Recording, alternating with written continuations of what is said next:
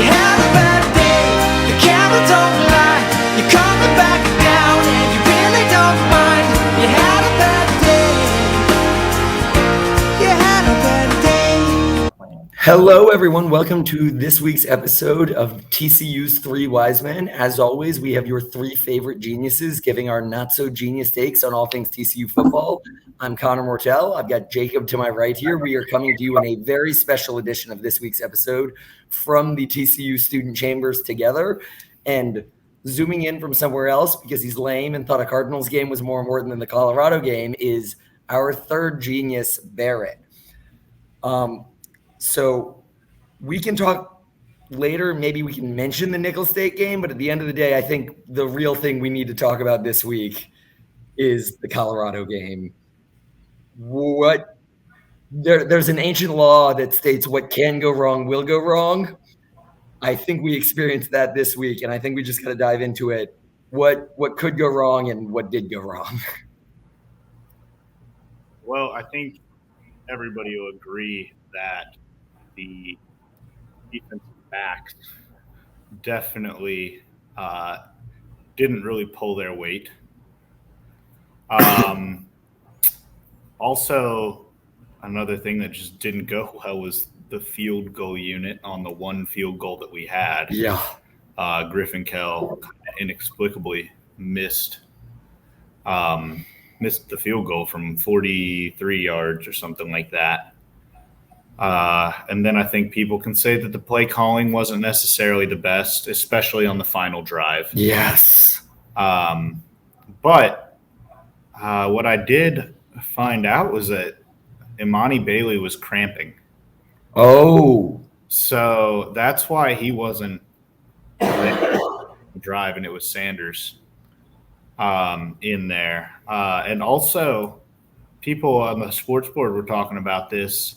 They said that Savion needed to sit on that third down, sit in the zone instead of continue running. And Chandler threw it to where he thought that Savion was going to be sitting down in the zone, and Savion continued running. So they just weren't on the same page there. So maybe it was an inaccurate throw because Lord knows Chandler had a couple of them in the game. But it also might have been just some miscommunication between the two of them on the first game jitters. Yeah. I before I start kind of bad-mouthing some of the things that TCU did, props to Colorado, man. Shedeur Sanders balled out as their quarterback. Their three-headed monster of Sanders and Hunter and Edwards on offense is going to be a problem for a lot of teams. So props to them. They executed their game plan on offense. Hunter proved why he was a number one recruit. I thought his size was going to hinder him a little bit in this game, but he's got speed to burn. His body control is ridiculous. His ball skills are incredible. I can definitely see why he was so highly touted. Sanders, I think, made him look even better. Having a pro-ready quarterback like him with that mindset and being able to move in the pocket, he looked really, really good. And then Edwards, like you said in the last episode, Jacob, he's got speed to burn. That dude is fast. And they made us look silly. I will say Gillespie's play calling or scheme in this game kind of confused me. They don't have a lot of size on the outside, and we sat 10 yards off of them a lot. I kind of expected to have more bump and run coverage, kind of throw them off of their routes, because a lot of the yardage that they were getting were quick hitter routes underneath because our guys were just sitting so far back. And because they were sitting so far back, they were able to catch the ball because another person we should give props to is their offensive coordinator. He knew that their offensive line wasn't going to hold, which it didn't when we actually covered their receivers and we got 4 sacks. But he knew that, and so he designed plays and ran plays that were 2 seconds and the ball was out. We just didn't have time to get to the quarterback.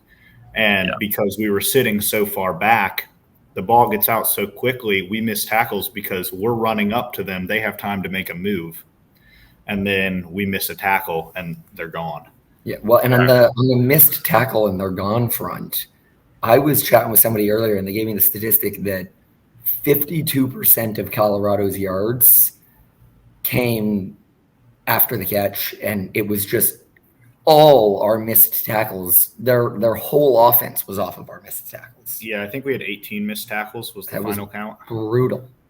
Yeah, kudos to Sean Lewis. Coached a great game.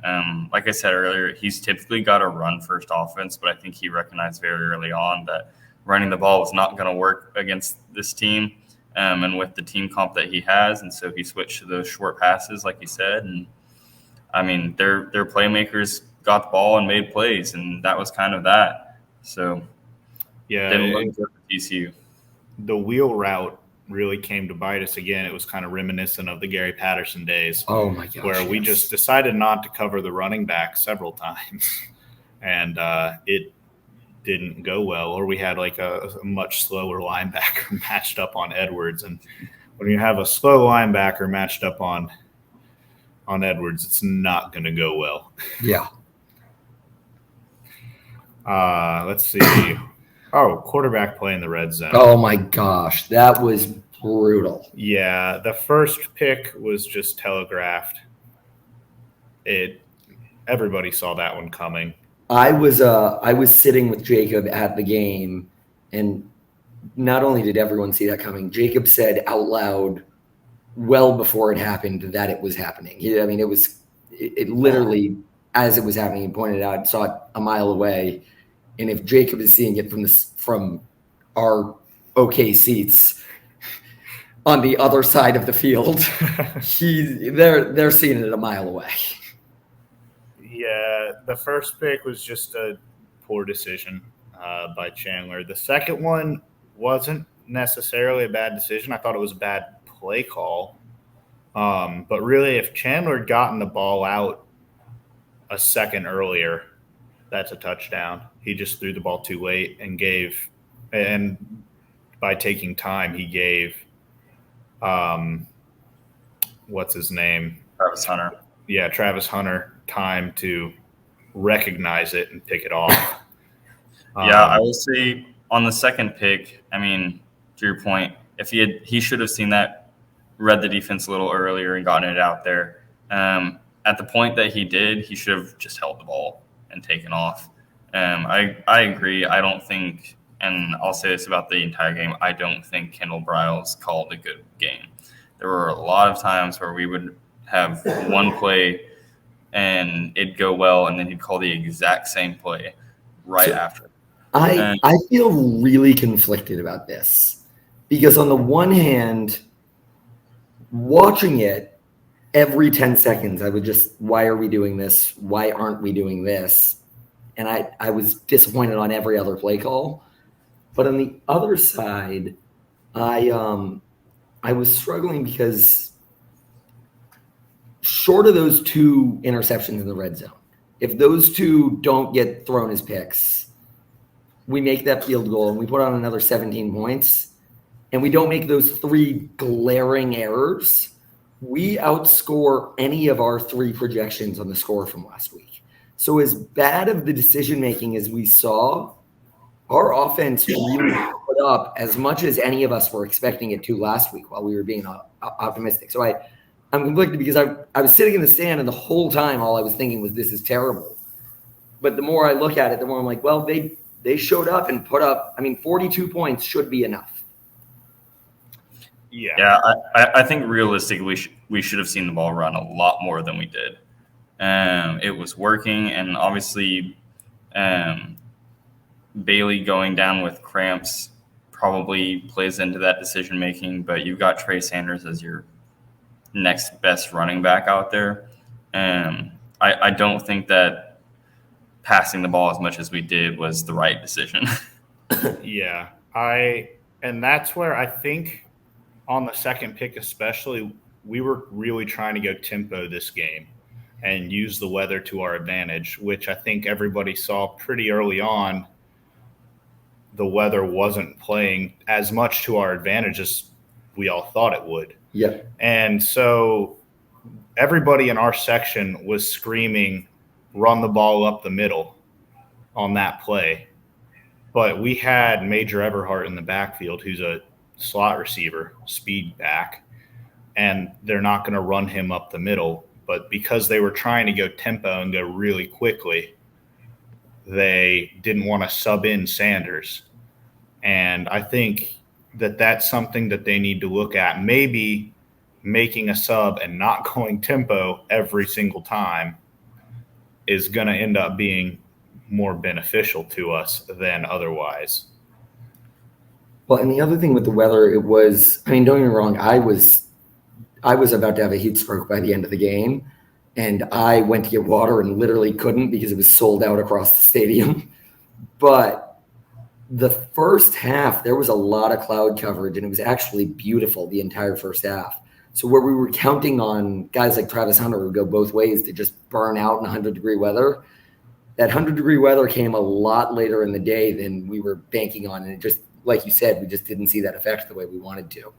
Yeah, which was unfortunate. And then losing Bailey was the big thing. And if you listen to Dyke's post-game presser, he was not terribly happy with that. Did you see Dyke's comment about Kaz? Yeah. That was a lot. Yeah, that was interesting. And I don't know if it was directed directly at Kaz or as much as like the on-field trainers who were trying to get him back into the game. Maybe, but it felt direct. For those who are listening who don't hear it or who don't have it, I don't have it right in front of me, but it was something along the lines of Colorado had some player play every single down on offense and defense, and we have guys cramping up in the second half. I thought we had a good strength and conditioning team here. And that felt pretty pointed at Kaz. Yeah. Which is so interesting because watching the Carter Boys episode, Kaz came out firing. Oh yeah. And so I think this game is just going to serve as a wake-up call. A lot of things went wrong, but luckily most of them I think are fixable. And the things that went well, I thought went pretty well. Just like Amani Bailey when he was on the field.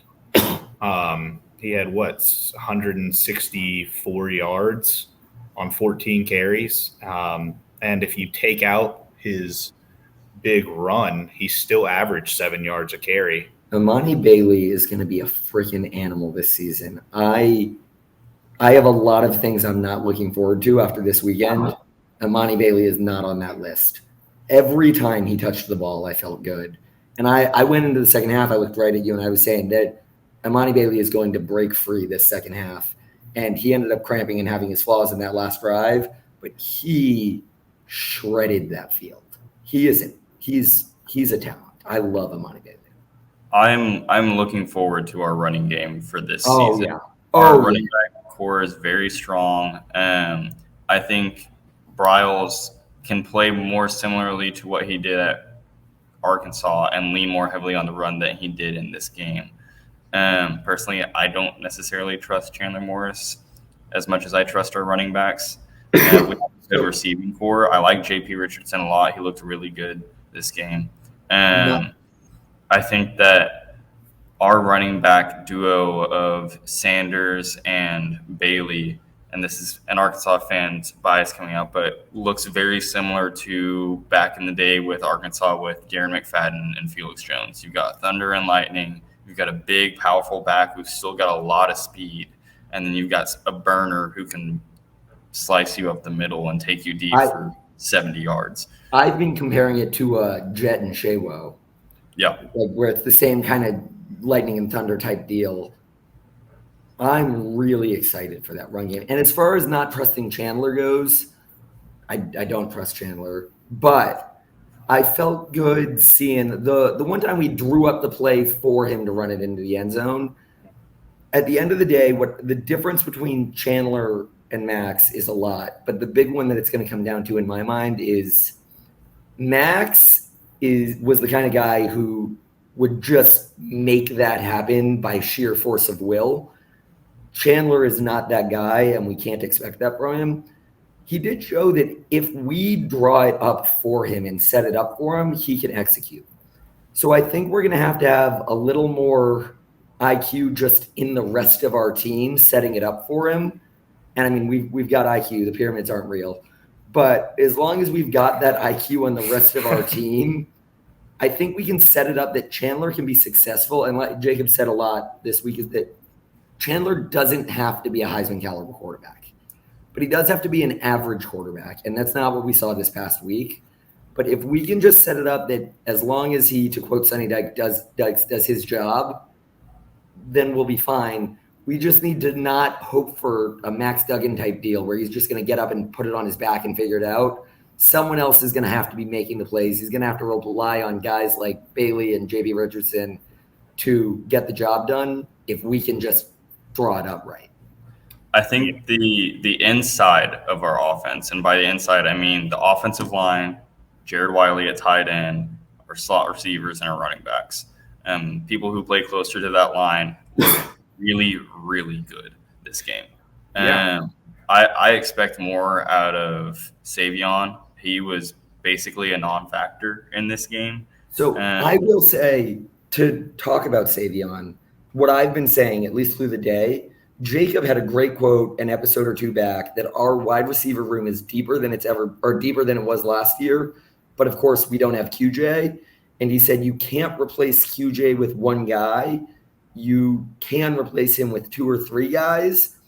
I don't think we were doing a great job of playing to our guys' strength. I mean, we spread out the receptions a lot, and there were a lot of guys there. But I had a lot of feeling that the energy was it's Savion's job to be the new QJ. And that's just not going to happen. We need to do a better job of saying it's Savion's job to be Savion. It's what's his name? Besh's job to be Besh. JBR's job to be JBR, and let them do their jobs rather than expect Savion to be the new QJ. I think that's a really good point. I think because Savion was held out of practice leading up to the season, and people are like, oh, he's the leading receiver from last year's team. He's just as big as QJ. He might be faster than QJ. People are like, he's going to be the next QJ. And I think your point about tampering expectations to what exactly he's going to do, I hadn't thought about it that way. I thought about replacing his production with 3 or 4 people, but you still expect Savion to get his, and he didn't in this game, and maybe he will next game. And if you remember Quentin to start off the season last year, first couple games were not terribly good or productive at all, and then he turned it on at the end of the season. But to Barrett's point, I thought the inside of the offense was fantastic. Like the offensive line, they were the reason that we had over 200 yards rushing. We had no sacks and no tackles for loss, which is just, I think, an incredible stat. Yeah. I thought the offensive line showed up. They showed out. And Chandler multiple times freaked out way before he had to freak out. I will say the final play of the game was not so good from the offensive line's perspective.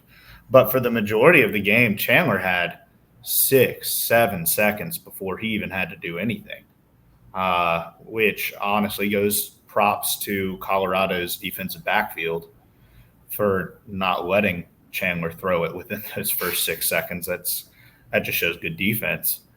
But really, I thought the offensive line did well. And I think another thing we need to highlight are special teams. Outside of the missed field goal.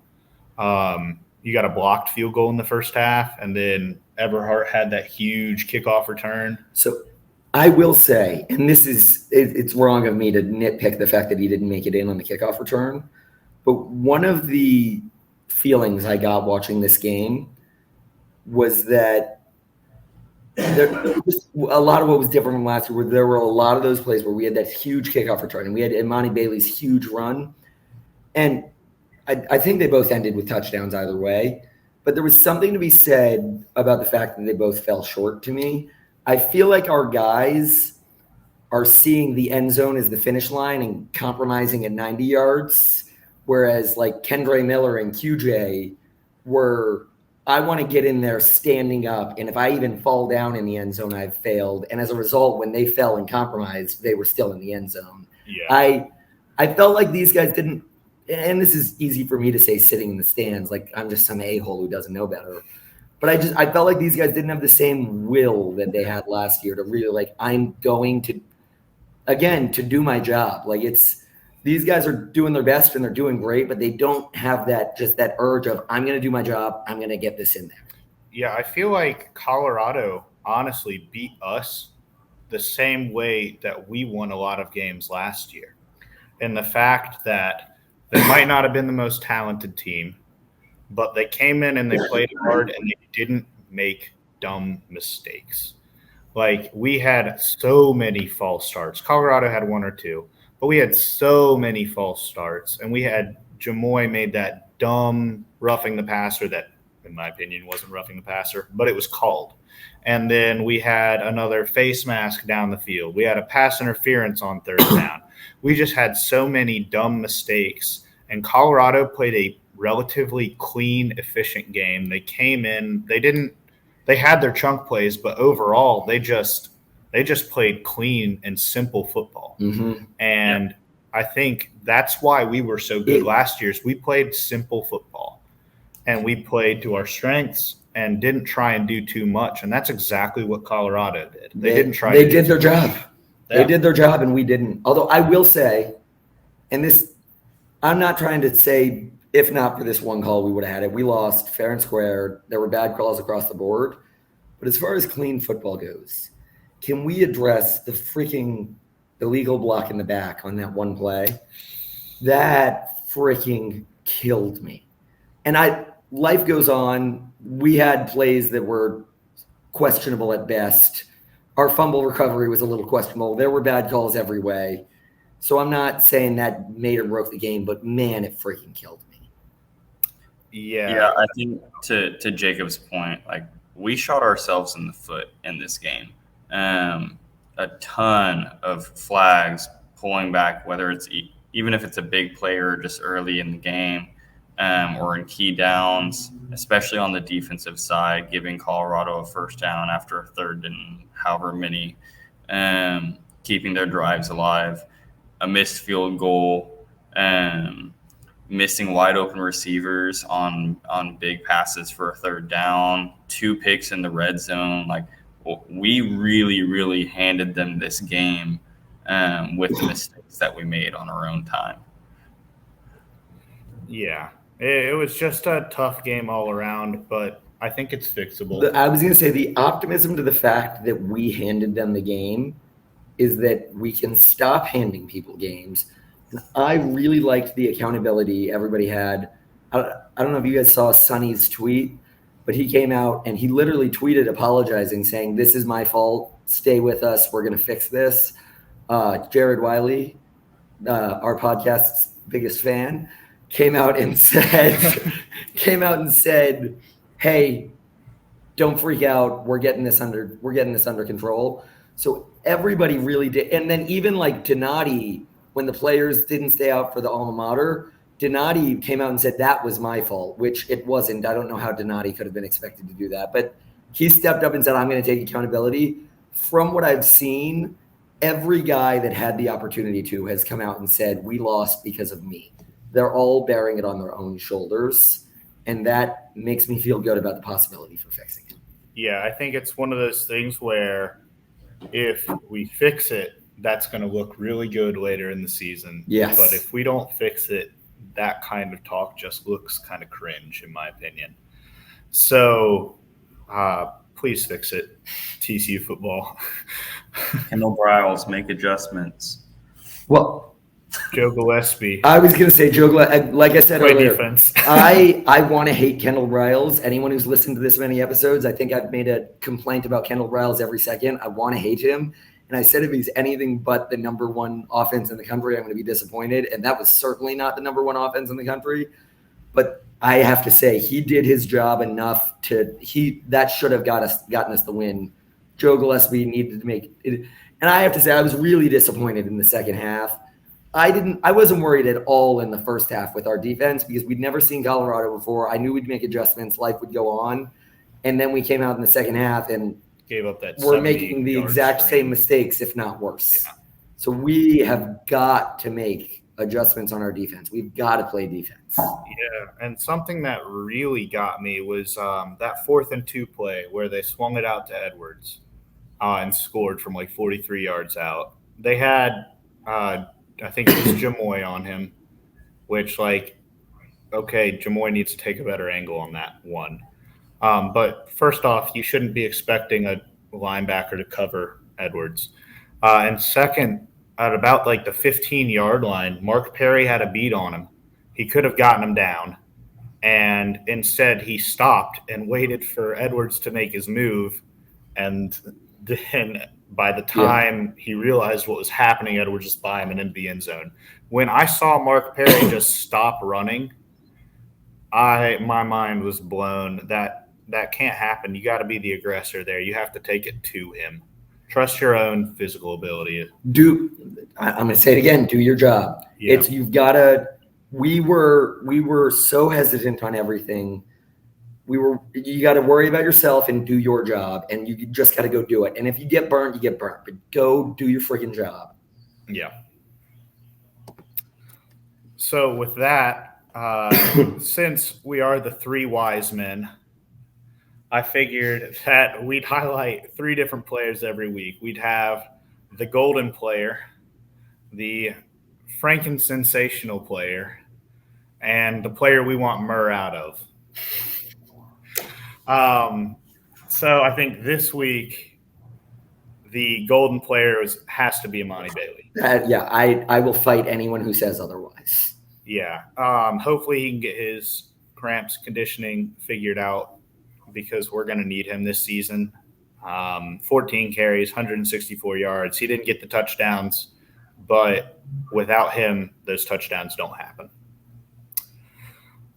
So, Connor, you want to talk about the Franken-sensational player? The Franken-sensationally bad award. We've hit this name a little bit already. In fact, we came right off of it here.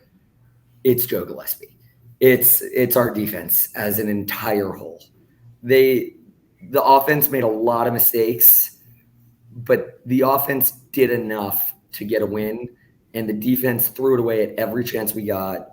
We could not get a stop to save our lives, and there were fair excuses. There were moments that the defense blew it, and I was like, well, you know what? That's going to happen. Life goes on. But we gave up 50 million, just death by 1,000 cuts to the screen pass. We had absolutely no adjustments to handle it. I got to throw Joe Gillespie the freaking sensationally bad award.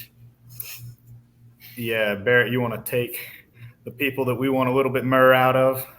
Yeah, I think we want a little bit Murr out of the defensive backs. And to the point of Joe Gillespie, I mean, part of it is scheme and us not sitting 10 yards off of these receivers who are known to be kind of shifty slot guys. I will say, even when we did press up on them, they just didn't look good. We got burned very easily, and we missed a lot of open field tackles that should have stopped long runs. If they're throwing those short 4 or 5 yard curl routes or slants or whatever, if you wrap up, that's 4 or 5 yards. And that's not a 30, 45 yard touchdown to Dylan Edwards on the outside, making Mark Perry miss. And so I think the guys we want Murr out of, definitely the defensive backs. We know we've got some talent back there. We just need to see it. Yeah. And somebody on the boards was saying that we needed to roll with Whysmen. And I don't know necessarily if that is the case. We definitely have some talented underclassmen back there. But, I trust Bud Clark to get right. Mark Perry's experienced. He's going to do well eventually, I think. And then Josh Foster, Millard Bradford. I think they were caught by surprise frankly, which I was surprised by because nobody was talking crap before this week. Like, we weren't talking anything about Colorado. So I thought that our players were coming out taking them seriously. And then when it got on the field, they just didn't play like it. Although for what it's worth, I really hope, I mean, if that's the problem, then we're in great shape. If it's that we really just came in a bunch of cocky a-holes and didn't prepare properly, I'm thrilled. I mean, I'm not thrilled about that, but I'm thrilled because we can prepare properly. We can calm that down. And quite frankly, the fact that we lost will force us to do that a little more. If that's the problem, then we could have a very good season left ahead of us.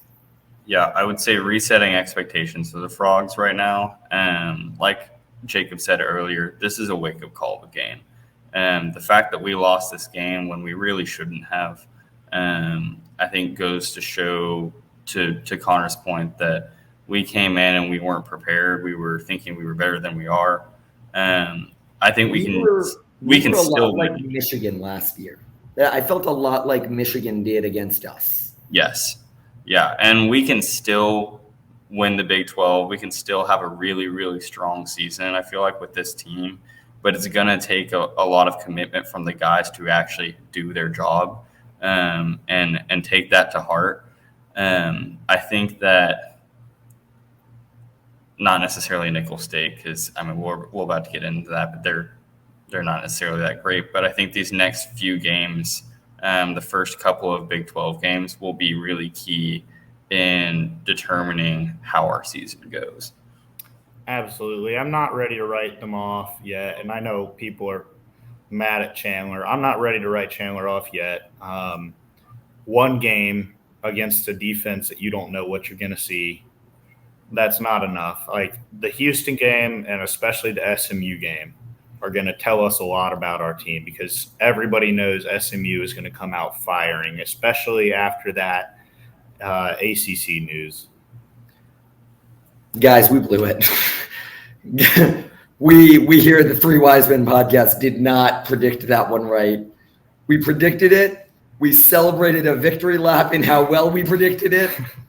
And it's time we apologize to you on that one. Yeah. The SMU apparently had more than zero chance to make it into the ACC. However, I hold to what we said last week, that it's still out of the frying pan and into the fire. They made it in, but they're 9 years without revenue. FSU and Clemson still were voting against them, so I don't see them necessarily still feeling good about staying. UNC was too. They're in a really shaky position still. SMU did what they needed to do, and it was the best thing to do in their position, but now they got to worry about what comes next, because they are now into the fire. But I'm scared of the SMU game. I'm scared of the SMU game every year. I have a running bet with my friend on the spread every year. It's the only time I'm willing to bet on TCU, and I do not comfortably – when I win, I barely win.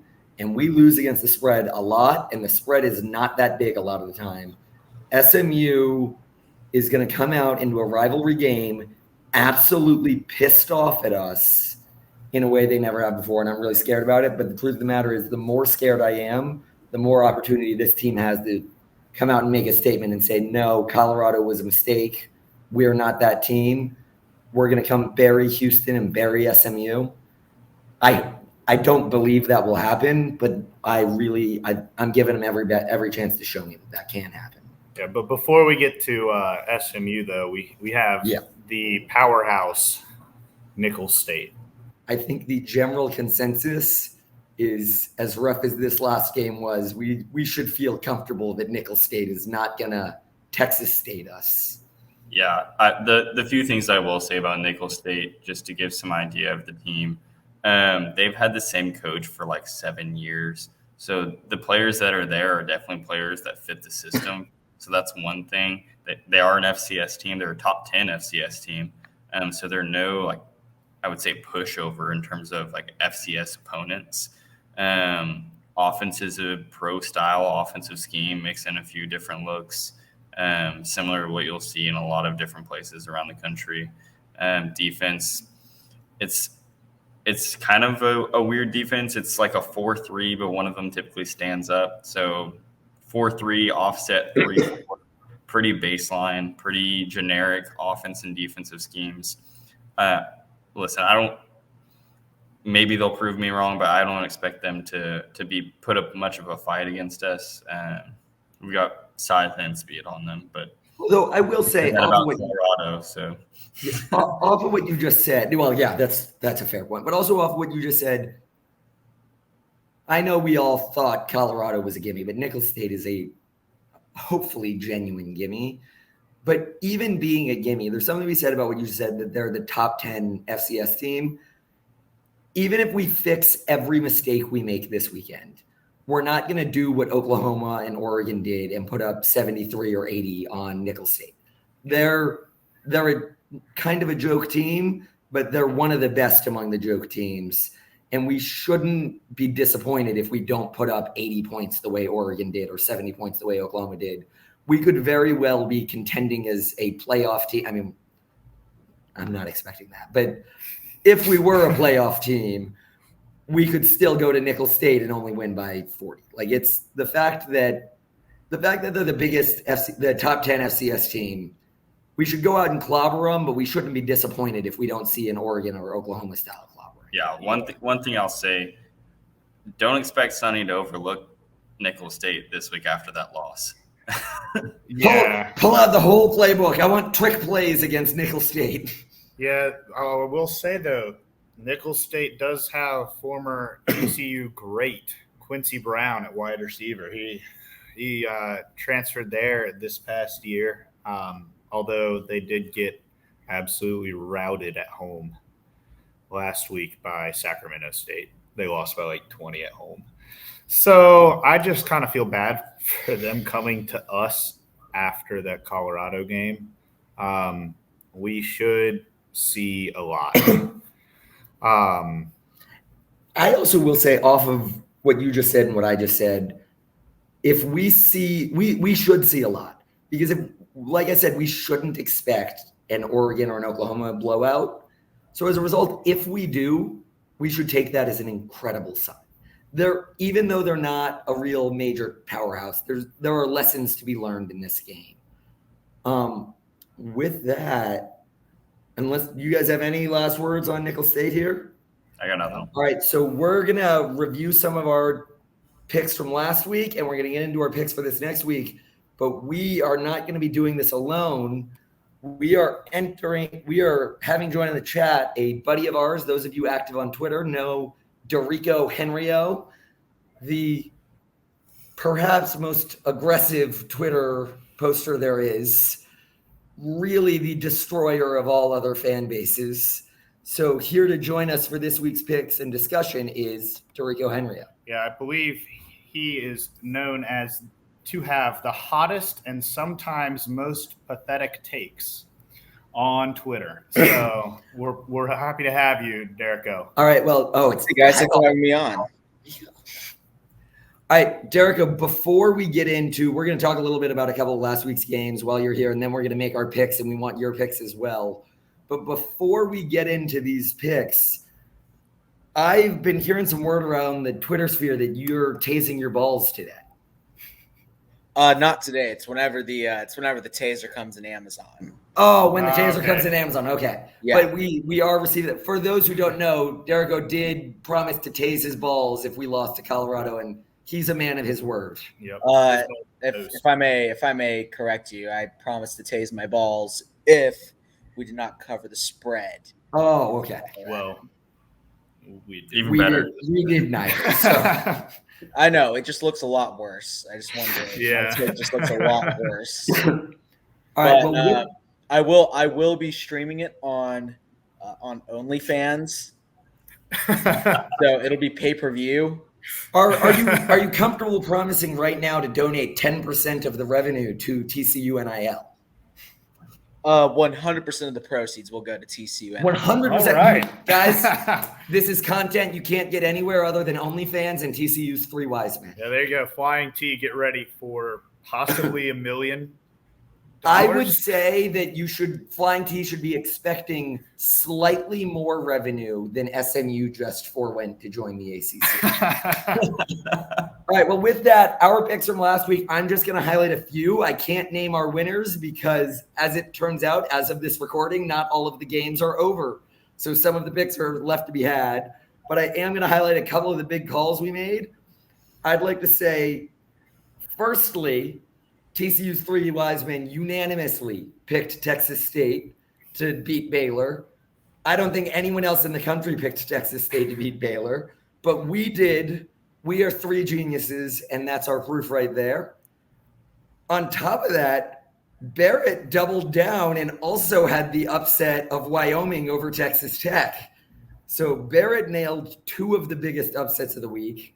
And quite frankly, if he was a little further from the picture, may have nailed the one on TCU, but we were just a little too close to the puzzle. Those paying attention would know that if you bet $100 on a parlay on Colorado, Texas State, and Wyoming, you would have $60,000 right now, for what it's worth.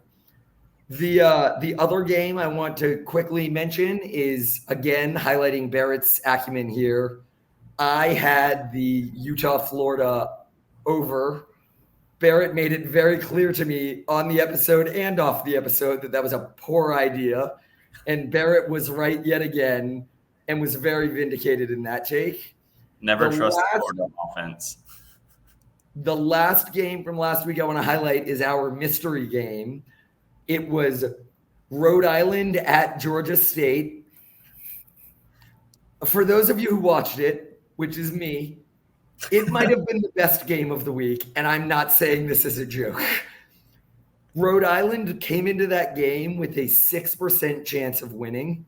Georgia State was supposed to steamroll them, and it was neck and neck the entire game. Georgia State pulled away at the very end to win by 7 or 8, but it was a 1-point game the vast majority of the game. One of the best college football games I've ever seen. Go back and rewatch it. Georgia State, Rhode Island. Georgia State walked away with the win, and unfortunately, TCU's 3 Whysmen picked unanimously Rhode Island. With that, we have got some picks for this week to be had. So, as always, we're going to start with a 1-point round for all of the Big 12 games. This week, I am going to let Derrico go first, and then Barrett, and then Jacob. So, Derrico, Illinois or Kansas? Kansas by 2 touchdowns. Barrett. I'm going to go KU here. Yeah, I'm going to stick with Kansas. You know what? I'm going to mix it up. I'm going to call Illinois. I was going to call Kansas, but I'm calling Illinois. I don't want us all unanimous on this. And quite frankly, Kansas had a great season last year, and we'll see if they hold up. So I'm going to go Illinois. Oregon at Texas Tech. Derrico. Texas Tech. I'm going Oregon. I'm going to go Oregon as well. I'm a homer. I'm a Tech PhD student. I'm giving it to Tech. All right. Utah at Baylor. Derrico. Utah. Yeah, I think Utah pulls this one out. I stated last week that I was not going to pick Baylor a single time this season, so I'm going with Utah. I stated with Jacob that I'd be riding with him on that, but on top of that, even if I weren't, Utah's a heck of a lot better than Texas State. Go Utes, baby. Troy at Kansas State. Derrico.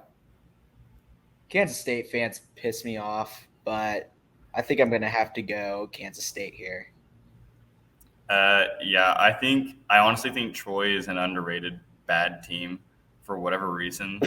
I think they play them a lot closer than people expect them to, but I think Kansas State pulls this one out. Yeah, I'm going to go with Kansas State as well. So I mentioned I'm getting my PhD, and it's in economics. The particular school of economics I study is studied better at Troy than at most places, and as a result, I've got a lot of friends at Troy. I'm riding with the Trojans. They're taking down K-State. Here we go, boys. All right. Southern Utah at BYU. Derrico. BYU. Yeah, BYU. I'll take Southern Utah. Why not? I'm sticking with the Mormons. Go BYU. All right. Iowa State. Derrico.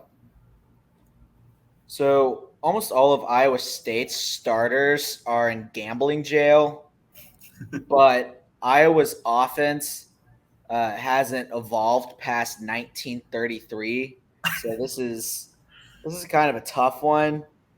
I think I'm gonna have to stick with Iowa here. Yeah, I'm just gonna pick the under here. Both these offenses are not gonna look good. I'll probably, I'll stick with Matt Campbell. I'll go Iowa State. I'm going to go with Iowa.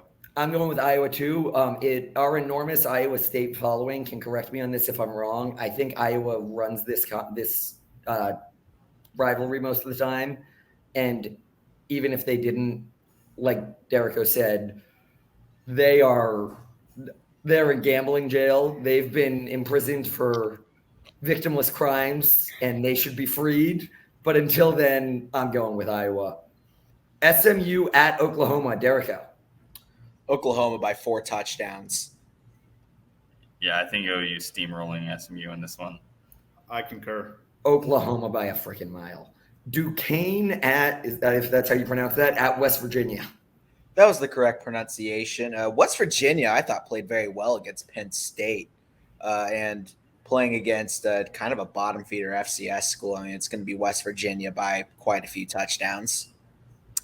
Yeah, I'm gonna agree with Derrico on this one. West Virginia is gonna mop the floor here. Yep, I agree. West Virginia. Cincy Pitt. Oh man, let's go with Pitt on this one. Honestly, Pitt was pretty good last year. I think they lost their starting running back though. I'm gonna go with Cincy here. I don't necessarily feel super comfortable with that pick, but I'm gonna go with Cincy. I'm going to go with Pittsburgh. I don't feel comfortable with either pick, but I feel less comfortable with Cincy, so I'm going with Pitt. Texas at Bama. So this is one of my flaming hot takes here. I think Texas is going to go in to Bryant-Denny Stadium and beat Alabama, then lay a fat egg against Wyoming the following week. That is my prediction. It is being recorded right here, so I called it before it happened. Texas is going to win this weekend. I think UT is going to get steamrolled in this game, in all honesty. Yeah, I agree. Hot take from Derrico. Yeah, I watched their first half against Rice, and they didn't look great. And then I watched Alabama's game, and Alabama did. So I'm going with Bama. Hey, I will say, going off of Derrico's take, though, we have a real shot at Wyoming being 3-0 after we improve the season. I tend to agree with Derrico, not in the actual result, but for those who listen to our Week 0 podcast, I said Texas would overperform against Bama and Texas would underperform against Wyoming. I have Texas covering the spread, but losing this one. UCF Boise State. UCF. I think UCF's the best team in Florida, honestly. I know, Connor, you don't like that. You're incorrect, but that's fine. Yeah, I'm going to go with UCF here. Yeah, I agree. I bet Boise money line this week, and they lost significantly, so they hurt me deeply. But I'm riding with them still. Boise's taking this one. Houston at Rice. Derrica. Houston. Rice looked good against UT this weekend. Honestly, I'm picking Rice here. Yeah, that's a tough one because West Virginia's got a man or used to have a man playing for Rice at quarterback, JT Daniels, who played well against Texas. They were definitely outmatched, but they wouldn't be terribly against Houston. But I picked against them last week with UTSA and was incorrect, and I'm not going to make that mistake again. So I'm going to ride with Houston. Yeah, I'm Houston. They were better than I hoped. Rice was better than I hoped they were, but they're not beating Houston.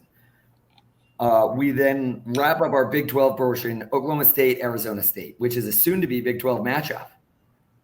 which don't go well for current Big 12 schools, apparently. Derico. It's a tough one. Oklahoma State looked terrible against Central Arkansas, and Arizona State looked terrible against Southern Utah. So it's going to be the battle of two terrible teams here. I think I'm leaning Oklahoma State with this one. All right. I'm going to go with, I think it's Jaden Rashada is his last name. I'm going to go with Arizona State, the new freshman quarterback. That is precisely the reason I'm not picking Arizona State, because he spurned us for them. So I'm going with Oklahoma State. I'm going with Oklahoma State also.